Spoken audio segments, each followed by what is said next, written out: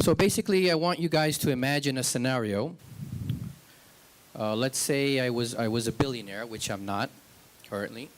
But let's say I was a billionaire and I had a lot of land, maybe here in Cyberjaya or somewhere premium real estate land. And I made a proposition to each and every one of you. I said, I'll give you the land for free. Location is perfect. And on the side, I'll provide you with unlimited construction resources.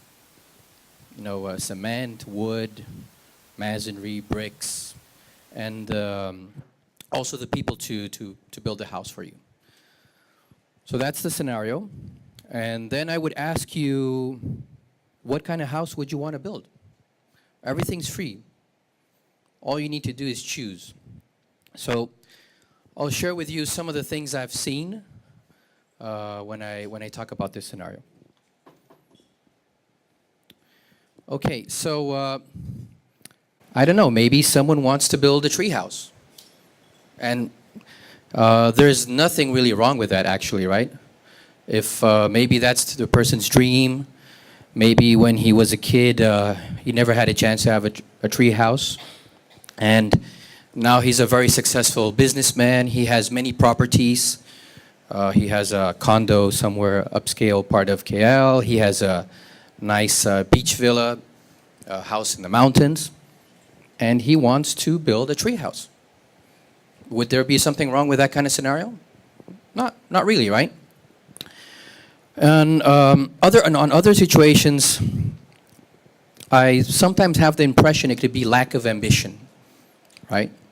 And when looking for a co-founder, I've realized through my own journey that it's much more about traits than about specific skills. Of course, skills can be important, but skills can always be learned. You can always learn skills. And sometimes the skills that you've learned today won't be very useful maybe 6 months or a year or two from now. So traits, in my opinion, personality traits are much more important than skills. And I was, you'll see the story later, I was blessed to have two very ambitious co-founders in my story. So keep that in mind when you're looking for co-founders. Okay, another person, right? Another person that I gave them the land and the construction. Maybe he wants to build his house. That is actually a house. I found it on Shutterstock. It's kind of an odd-looking house. Again, maybe that's his dream. Maybe he likes to build. He's at a point in life where he's financially free. He has a very artistic expression and creative, and that's what he's wanted to do all his life. Create this. I don't know if it's a green eco. I think it has some solar panels there. But definitely not the kind of house you see every day out there, right? Again, nothing wrong with that. However, in a startup scenario, this is my idea. I want to do things my way. Nobody touch my baby because this is my idea. That could be dangerous, okay? Unless, of course, you're into, for example, these days, I like travel-related startups, right? Or edutainment. So if your idea is in line with the world trends of what people are actually going for, like in this part of the world with this emerging middle class, then that could not be such a bad idea, right? If your idea is in line with the trends. But you have to be careful with this concept of, I want to do my idea. I want to build my house, my very specific way. So maybe someone else, and I'll explain what GWIT is, by the way. Maybe someone will say, wow, this is the opportunity of a lifetime. This billionaire guy, for some reason he liked me, and he's real. He's giving me premium land in Malaysia. The construction crew is there. Let me be clever. Let me really think about what kind of house I want to build. let me understand the culture of where the land is, the location. What kind of families are buying these houses? How big are these families? Do they have 2 kids, 3 kids? What is when you go to a bank to get a loan for a house, I'm assuming there must be certain ranges of prices where it's easier to get the loan, right? If you say, hey, I want to build a house for $50 million, it's going to be difficult to get a bank loan. But there's probably, I don't know how much it is in ringgits, maybe a million, 2 million, something like that. What is the average good, nice house cost here in ringgit? Can someone? 1 to 2 million, right? And probably it's not, if you meet the requirements, it shouldn't be that complicated to get the kind of loan to build that house. So a clever person will take into account all these, let's call them value drivers, right? All these factors when deciding the kind of house he's going to build. He's going to look at what kind of facade or design of a house is more acceptable to the people in that location, which changes, right? Countries are different, cultures are different. I just got a house that I thought was going to look pretty because it's symmetrical. There's a symmetry there, so but obviously it has to be finished, right? It's just a picture I got off Shutterstock. But someone clever will take into account, and that doesn't necessarily mean he's going to sell his house. He doesn't have to. He's actually building a house that is much more marketable if he decides to do that at some point in time, right? If there's an emergency and he needs extra cash or something, he can rent the house or he can get a mortgage on the house. So I call that GWIT. GWIT is actually a term I coined earlier this year. It's a combination of 2 words, grit and wit. So there's this TED Talk. You can Google, just say TED Talk grit. Very easy to find. And it talks about grit as a significant predictor of success amongst the many things you could imagine that can predict success. High intelligence or hardworking or etc. Knowledge. And grit basically is courage and perseverance. So remember the ambition that I talked about? Another thing I look for in a co-founder is someone with grit, that has the courage, that is fearless, that will persevere long enough because the startup success is not going to happen overnight, though we have some interesting 3-month stories, less than a year, but those are not typically the norm. And wit is basically mental sharpness, clever, someone that really thinks about things, you know, and tries to find the optimal way, the hack to solving the problem. So think about that, and I'll tell you how this how it worked for me. So now I'm gonna show you how this idea, this concept worked for me. So basically, in my teenage years, which was some time ago, I started assembling computers back in the days where people actually did that, the late 80s. And computers were very expensive, $8,000, huge, 286. I don't know if someone remembers those days. And that was my way of becoming financially independent because my parents really couldn't provide me with the kind of perks and things I enjoyed in life, so I had to solve the problem myself. But there was a problem. I had my little ad in the newspaper. I sell you a computer, blah, blah, blah. I don't know, a few weeks later, there were more people with these ads. Eventually, you had pages of people selling you a computer, that back in Sao Paulo, Brazil. I'm from Chile, by the way, like the wine, but I lived most of my life in Brazil. So something happened. This business wasn't interesting anymore. It was really going down. I had 2 very ambitious, my friends actually, they're still my friends, partners, which we got together and we said, hey, how are we going to make money? Because our income has gone down. We're building more computers. The end user needs much more support.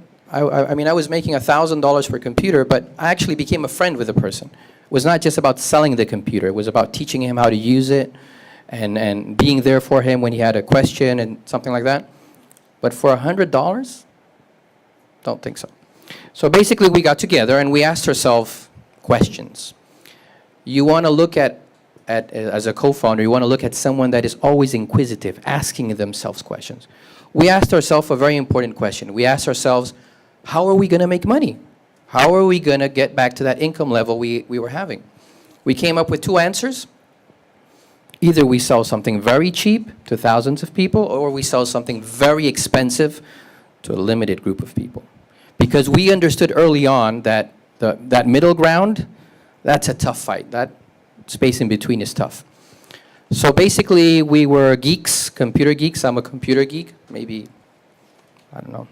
I'm a geek. So we were into bulletin board systems. I don't know if anyone remembers the days of bulletin board systems. Yeah.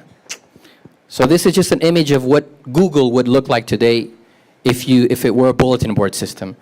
And if you write down this URL and go onto it, you can actually use real Google as a bulletin board system, and it has all that modem connectivity noise, you know, the dial tones and everything. It's, for some of us, it kind of like, it's like our fix or something. But anyway, so that's, we started a bulletin board system, which was actually better because we said, hey, why don't we get together, create a bulletin board system, charge a small monthly subscription, and the more customers we have, the more money we make. It's recurrent. So I'm really keen on recurrent subscription-based models. And that was, we had a very simple business plan. Our business plan was have more revenue next month than current month. That was it. Basically, I was following my passion for computers, modems, cables. Sounds kind of odd, but I have more other passions these days. And that's a picture of my, let me go this way. That's a picture of our POP, point of presence. Hundreds of modems, so many cables, blinking and everything. We started in 1992. Eventually in 1995 in Brazil, commercial internet became available. Previously it was limited to educational, academic use. But how do you call it, Singtel? I know Singtel in Singapore. Of Brazil, Embratel, they said, okay, anybody who wants to start an ISP, you need $50,000, and we'll link you up. You can start reselling via the modems. Long story short, after 7 years, we became Brazil's 4th largest ISP. And then something very interesting happened in my life. That's, by the way, my company. Most of our employees were tech support.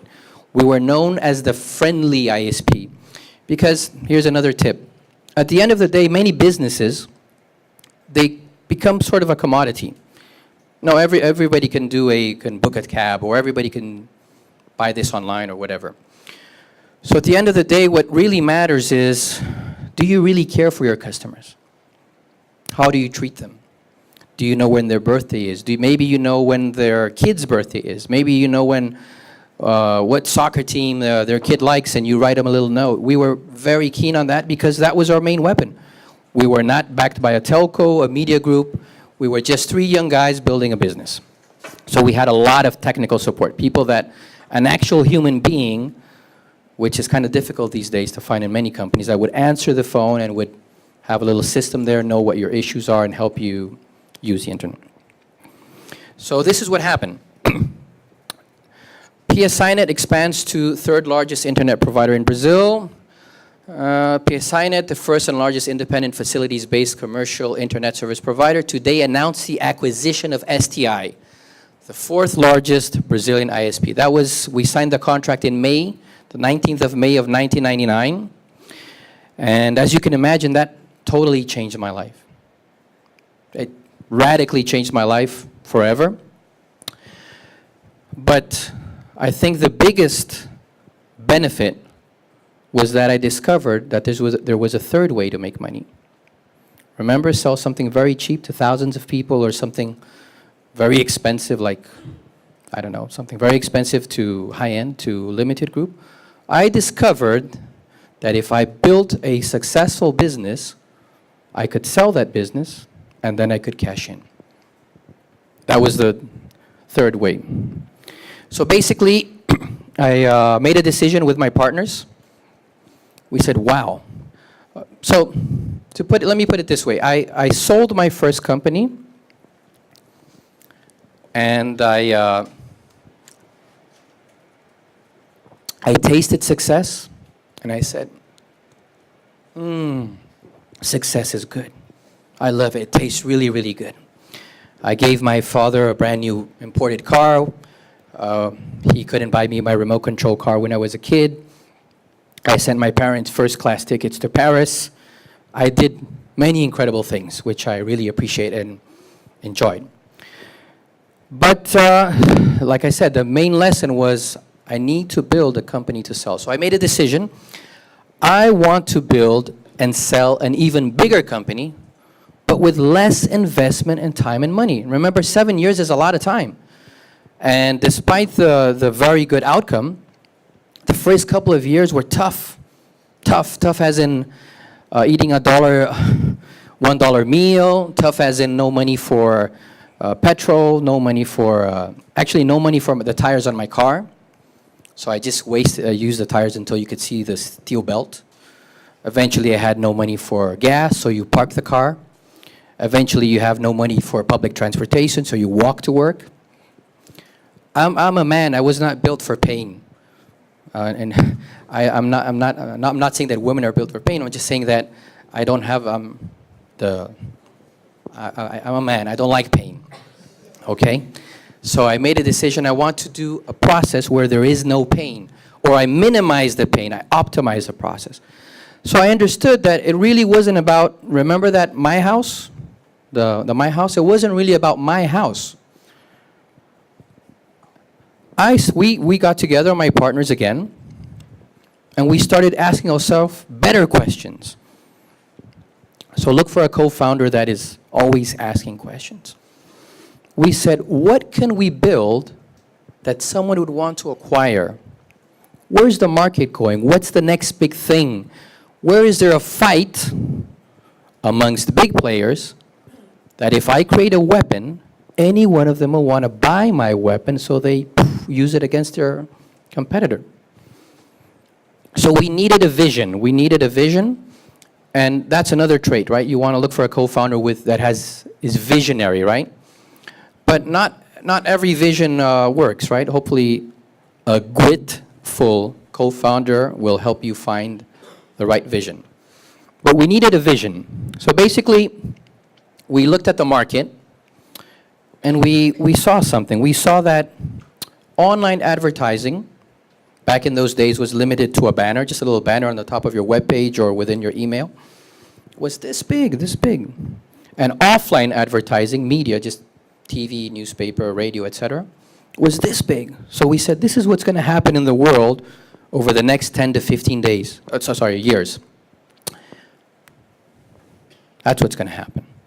That's when we got it. That's when we understood that the portals of those days, Alta Vista, Microsoft, Terra Networks, something like Straits Times or MediaCorp from Singapore, the portals, the web portals, which we had in those days, before blog, before social media, before all these incredible things you have today, they're actually fighting for audience ranking.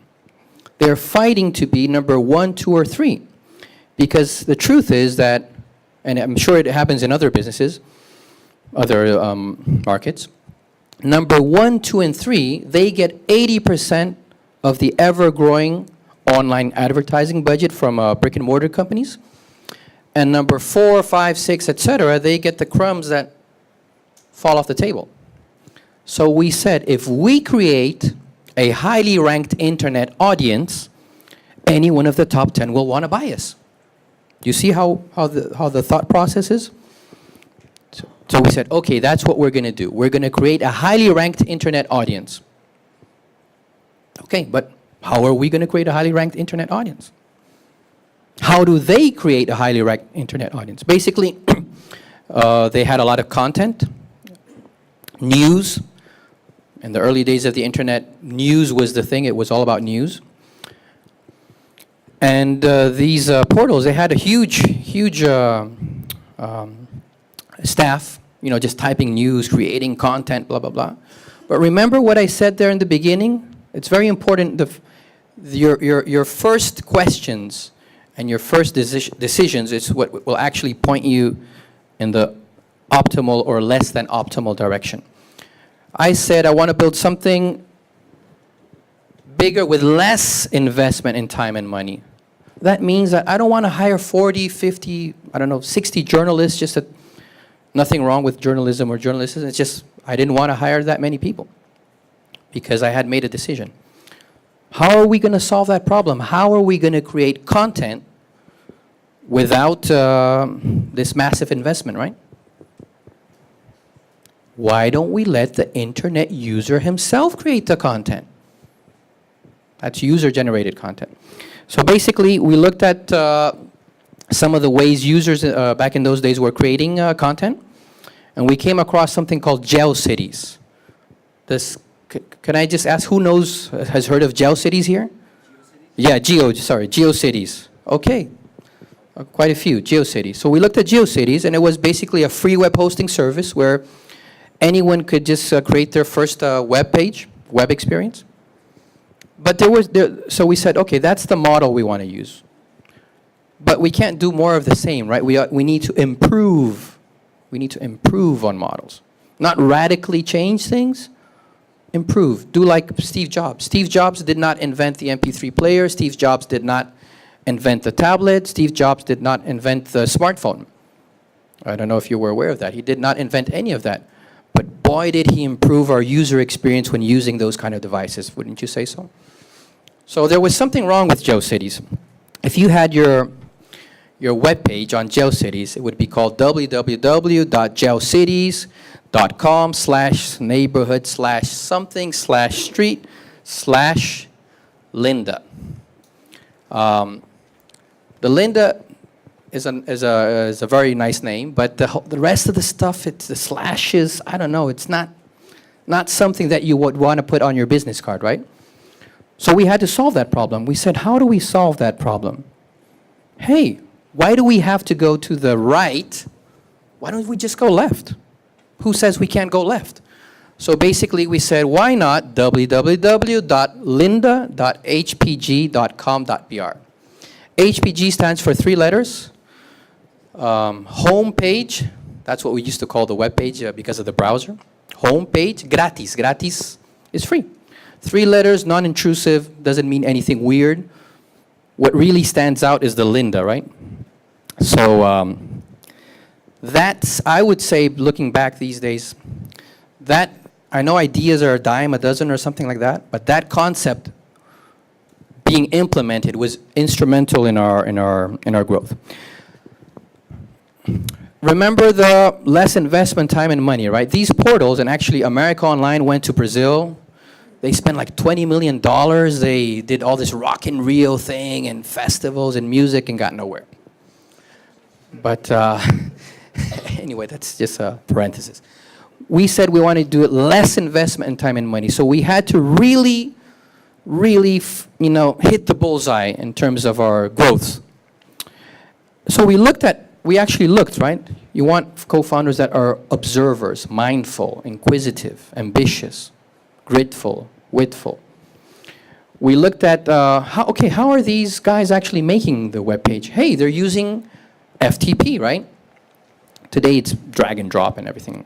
But back in the days, people were using something called Qt FTP, which I see some of you guys know Qt FTP. The truth is, people creating web pages even on GeoCities back in those days, they were still the webmasters of the day. They had more skill, they had more knowledge. But Qt FTP had something very, very interesting. It had a banner that, you see where it says, thank you for using Qt FTP. That was actually an advertisement which anyone could pay the guy to have your little banner there. So basically, with a $10,000 budget of spending money with this guy, we reached out to the evangelizers, the influencers, the guys that were actually at the cutting edge of building web pages, using things like QFTP. So if the guy knew how much that was worth for us, he would have definitely charged us much more than 10,000. But he was doing his thing back in the US. So this is what happened. We launched in September 2000. We were the giants of the internet in Brazil. We were number 9. You have Terra Networks there, MSN, Microsoft. That's September 2000. November 2000, we were number 8, and we had about 23% of reach within the whole of the Brazilian internet. January 2001, we were number 7. March 2001, number 6. May 2001, we were number 4. Microsoft kind of disappeared there. We already left GeoCities behind. And in June 2001, around 18 months later, after we had that initial conception, that initial meeting, we became number 3. Brazil's 3rd largest internet audience.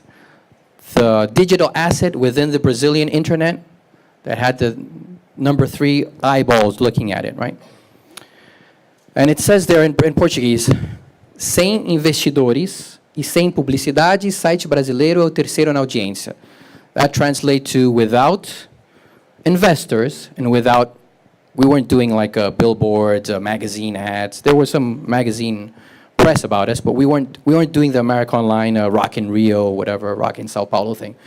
We were just really bootstrapping and really conscious of where we were putting our money. You see, when you have a strategy, when you identify perhaps the possible pool of your acquirers, when you understand what is driving their business, what are the key drivers of the acquirer's business, and our business, it was all about eyeballs, right?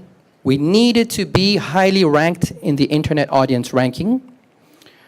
So when we had money to spend, because we knew that was our compass, like a compass, right? Our north, we could ask ourselves, is this investment, where we're considering putting our money, is that gonna increase our ranking, or is that gonna be neutral, or is that a waste of money? When you have an exit strategy and you understand what is driving your business, guess what? You use your money more wisely. You use it where it really, really will deliver the kind of results you're expecting. So then, the inevitable happened. We had conversations with all 10 Microsoft. Everybody said, hey, Rodrigo, you guys, wow, you guys are doing something interesting. Can we talk to you? Partnership, you know? We said, great. Thank you for reaching out to us. By the way, we have an advisor called BNP Paribas. We'd be happy to give you their contact. They can share with you some preliminary information. And if you're really, really interested in knowing our numbers, you can sign an NDA with them and they'll send you a full info memo. That's kind of bold, right? For an initial contact. But we knew what we were doing, and we knew how the M&A game is played. I hope there's another more opportunity to talk about M&A, because the truth is, as you're building your startup, you're accumulating goodwill. It's all goodwill, potential. Maybe, hopefully, of course, your startup could be generating revenue, and that's cash, right? Depends on your model. But the biggest value, when you start creating the biggest value for your startup, it's when you get that first phone call. Hey, we want to talk to you guys. That's when there's a jump, and when you close a deal, that's when the massive value of all that hard work, all that time and energy and suffering and sweat, which you can minimize if you have a strategy. I'm not saying there's no going to be sweat, but you can hack it, right? To say, that's when the value is actually created. So we had lived the process. You could say we were M&A virgins the first time around. So we could have gotten a better deal. If I could go back in time and advise Rodrigo in 1999, we could have had at least 20 or 30% more. The thing is, the first company, we didn't know what the value drivers were. We were just doing our thing and trying to make more revenue next month than current month. Until PSINet knocked on our door and said, hey, we're really interested in you guys. PSINet was on a very aggressive acquisition spree. They were buying companies all over the world. And later on, obviously, after the deal and everything, I joined their M&A team to do network due diligence for the future acquisitions. That's when I really understood why they bought my company. I thought PSINet bought my company because the CEO, Bill Schrader, very nice guy, I thought he connected with me, and I don't know, we were going to be buddies, and he liked what I had done, and he was into cables too. You can say a little bit of that, but the truth is, the only thing he really cared about was my revenue. And I'll explain if I have some time. I'll explain. PSINet, defunct now, by the way. That's another long story. Very interesting story, by the way. PSINet, at the time, publicly listed company in NASDAQ. So there's many things that happen in the NASDAQ, for example. One interesting aspect is the analyst, right? Depending on the analyst, he can really push a stock up or push it down. At that point in time, the analyst, there was a consensus. They said a global ISP, its valuation is 6 times its revenue. So if the global ISP makes $1 billion revenue per year, the company should be valued at $6 billion. So if it's being traded at $3 billion, it's a buy opportunity, right? Previous to that, sometime before, PSINet was being valued because of how many points of presence it had across the world. So the analyst said, look, revenue is good, everything is good. What we really care about in terms of PSINet is how many points of presence do they have across the world, POPs. Because as analysts, we think that one POP is worth $1 million, whatever. So if they have 1,000 POPs across the world, it's a $1 billion company, right? Did I get the math right? Yeah, okay. So you really need to understand the drivers. I learned that it was all about revenue. If I were building my company towards an acquisition either by PSINet or other global ISPs, and if I were paying attention to the market, reading the press releases, really doing my homework, my value driver is how can I increase the revenue for my company? And we all know that there are many creative and legal ways, always legal please, to increase revenue, right? You can come up with a promotion where you do like this 70% discount for sign up for 2 years. You can do very creative things to bump up your revenue in preparing for the acquisition. That's what these guys are after. So anyway, that's, I mean, if I had a strategy with my first company, I would have made at least, not me, the deal, maybe another $6 million or so. But it's okay, there's always a new opportunity, right? There's always a chance to start fresh. It doesn't really matter if you've done a startup before and it's failed. It doesn't really matter at what point your startup is. There's always the opportunity to change your mind and start thinking differently, if that makes you happy and that's what you want to do. Like I said, maybe you're some kind of a Malaysian mogul, oil and gas, and you have all these properties, and what you really want is a treehouse. Okay, so basically, it says here, going back to this, it says here, after 2 months of radio silence, Nizam Guanais, I used to be the CEO of the company that bought us. We were bought by a company called IG. So IG bought HPG.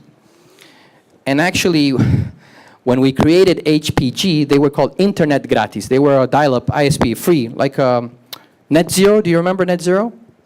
Yeah, they were kind of like the net zero for Brazil. Of course, they're backed by a telco. They can do that, right? So when we created HPG, we kind of leveraged on the name a little bit to HPG IG. So this is the CEO. He said he came out of his cocoon to announce the acquisition of HPG, the largest free web hosting service in the Portuguese language. From conception, creation, to closing a very good deal, 18 months. So let's talk a little bit about the present time, okay? And then I'll be happy to take as many questions as we have time. So let's talk about land again, right? Let's go back to the analogy. What is the actual land that is being offered to you today? Right? The billionaire was offering you some land here in Malaysia or somewhere interesting. But what is the land that is being offered to you today? Let me show it to you. This is the land. This is where you can build your house. It's the whole world. It's the internet. The playing field has been leveled down. You can be global from day one. And look how interesting. There's a part of the world, that white part there, there are more people living inside this circle than outside of it. And guess who's kind of around the center there? Do you see this very beautiful part of land here? Who's that? You guys, Malaysia. So this is the land where you can build your house. What about the construction materials? What kind of construction materials can you get? For starters, you have Magic Startup Academy, right?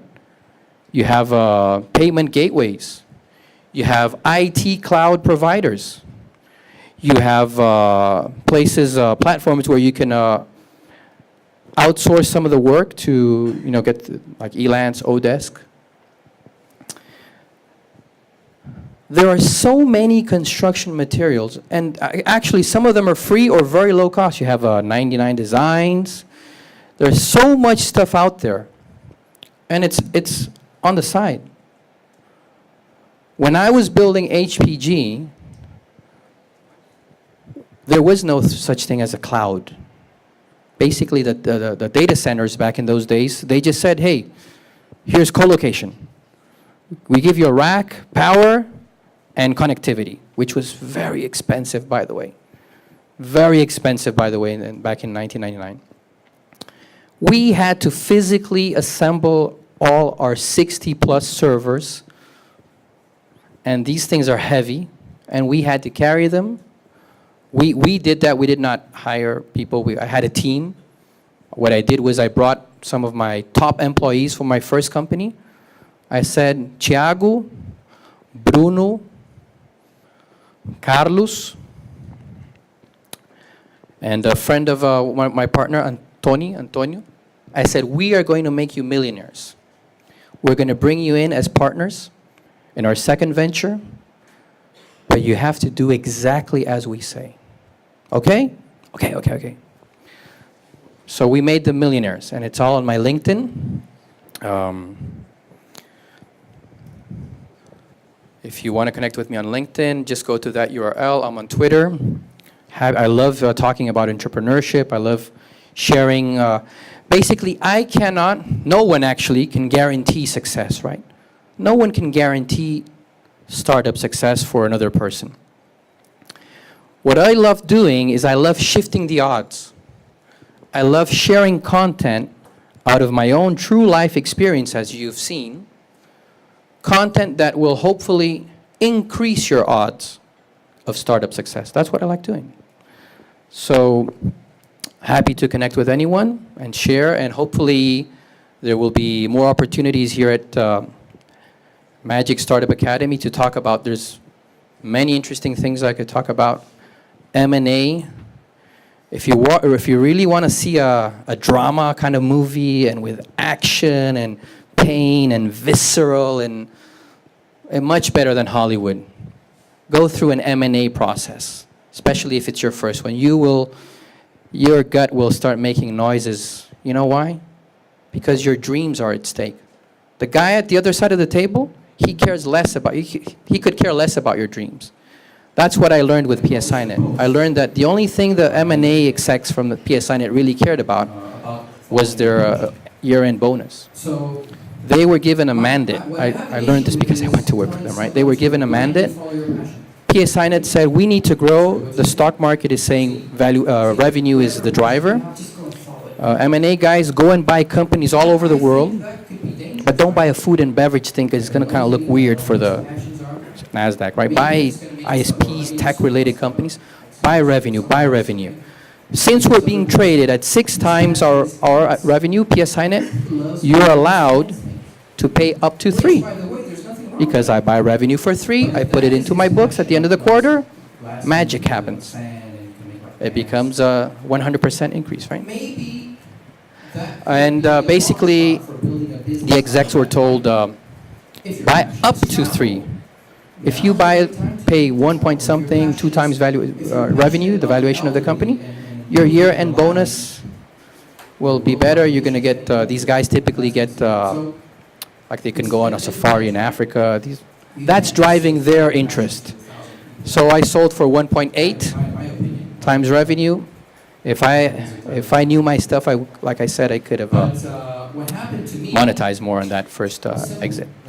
So I hope I managed to, my intent here is to like open your mind a little bit, make you guys start to think about different things, look beyond the obvious.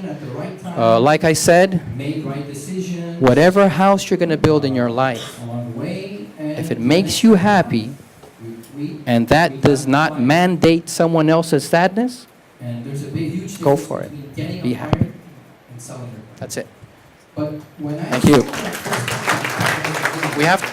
Do we have some time for a Q&A? How much? We have about 15 minutes or something? Oh, great. Go for it. Anyone? Want to learn a little bit more about visceral M&A activity? Things that went through my mind? Anything goes. Hello. Hello. Yep. The gentleman over here. Thank you for that talk, Rodrigo. Welcome. So my question is, a lot of the business press talks about finding your passion, that vision, mission, make it your life's work. And what I hear today is trying to reconcile my mind, following your life's work, but at the same time having a deadline to whatever you're building right now, right? Or at least exit strategy. I think I understand your point about passion, right? And I've written about that. I published a post on my LinkedIn about following your passion. So what I have an issue with is telling someone to blindly follow your passion. Hey, sorry, what's your name? Z. Z, whatever passion you have, just go and follow it. Yeah. I think that could be dangerous, right? I don't know Z. I don't know what his passions are. Maybe, I'm just going to make this up, or let me use someone else, someone else, okay? Maybe this other person, his passion is ants. He loves building these ants things. Which, by the way, there's nothing wrong with that. But if that is his passion, like, these glass things with sand and you can make like ants, maybe that could be a long shot for building a business out of that, right? If your passion is travel, now is a great time to be into travel. If you're passionate about the elderly and improving their lives, the world population is getting older, and that's considered. So it depends, right? You can't just say follow your passion to 1,000 people. And my opinion, right? Everyone's entitled to their own opinion. But what happened to me was simple. When I was building my first business, yes, I was following my passion for, like I said, modems, computers, the geek in me. And it happened I was following the right passion at the right time, made right decisions along the way, and the unexpected happened. We got acquired. And there's a huge difference between getting acquired and selling your company. But when I sold that first company, because I tasted success, Success is so good. Look at the impact I can have in people's lives. Look how success changed my own life, coming from a middle class, low income family, right? Look what I can do for my parents. Look what I can do for my community, for my church. Look at the impact I can have out of success. It's like a cup, right? If the cup is empty, I really don't have much water to offer you guys. I say, you can just take a little sip. But if I have my cup here and I start filling it up, I'm going to be happy because I can drink. I'm kind of thirsty, right? I can quench my own thirst. But imagine when I start filling it up and it starts overflowing with water. I can say, look, anyone come here and just go for it. Have some water. So I flipped the switch from follow your passion to passion for success. Because I knew that achieving success, which there are many ways to achieve success. You could achieve success through a career. You could achieve success, I don't know, maybe, I'm not saying you should do this, but maybe marrying the right person. That happens, right? There's many ways you could achieve success. Once you have success, it's easier to follow your passions. So if you're really passionate about something, you might have to go to the extent of precisely the thing you're passionate about. You might have to put it in a drawer for a while, achieve success, like I'm doing with my violin and some other stuff, taking it out. Once you achieve success, then you hire Malaysia's top private violin teacher and go for it 4 hours per day. Does that sound reasonable? Good. More questions, please? Have you ever thought of and considered about licensing to other people? The likelihood. You said it was something unexpected earlier, your Yes, acquisition. for my first company is was- it always unexpected, or can you look at certain factors or indicators to determine whether your business is something which would potentially be acquired by someone? And what are those factors? You can go through a process which is unexpected, and it's happening. It happens every once in a while. You see these unexpected processes. But you can also try to anticipate certain trends, right? Anticipate. If you don't have to anticipate wildly, just to be a little bit ahead of the curve. For example, with Groupon, right? If you were reading your stuff and following up on that, and you were sensing that Groupon was going to move into a new market. This happened in Chile, by the way. Groupon bought a company in Chile that was founded 3 months earlier. It wasn't the biggest deal in the world, but these guys sold their company after 3 months. They had this mailing list. They had like a billboard, a buy, sell, poster, what you want to buy, what you want to buy, sell. They saw Groupon coming, and they kind of wrapped it up in a package more like ready for Groupon to buy. So it's assess it like for a specific case. That's almost like a doctor, right?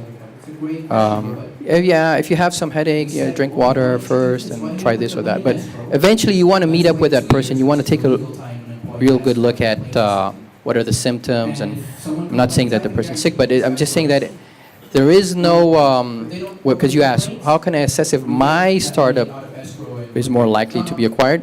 It's on a case-by-case scenario. But if you're into things like travel, mobile advertisement, right, and edutainment and things catered to silver generation, probably you are navigating your startup into exit-prone waters.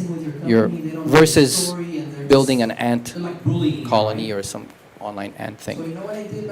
I hope I'm mistaken. Hopefully some ant guy gets lucky and then he can say, this Rodrigo guy, he doesn't know what he's saying. I sold my ant business.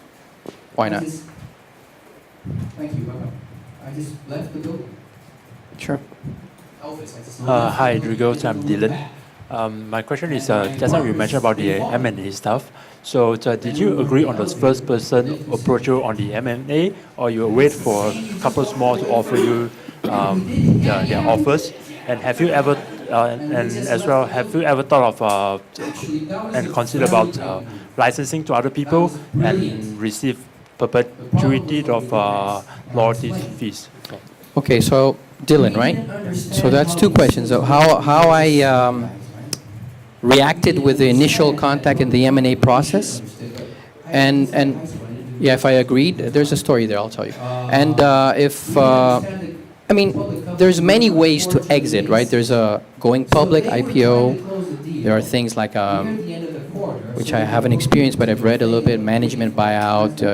You could set up the company in a way which will continue to generate royalties, which is a very good example you mentioned. So exit is not necessarily another company bought your company, though that's typically what happens most, right? That's a typical exit scenario, especially for startups, right? Tech startups. So very long story short, remember the movie, the visceral stuff? When we went to the closing table, they had done a due diligence, PSI net.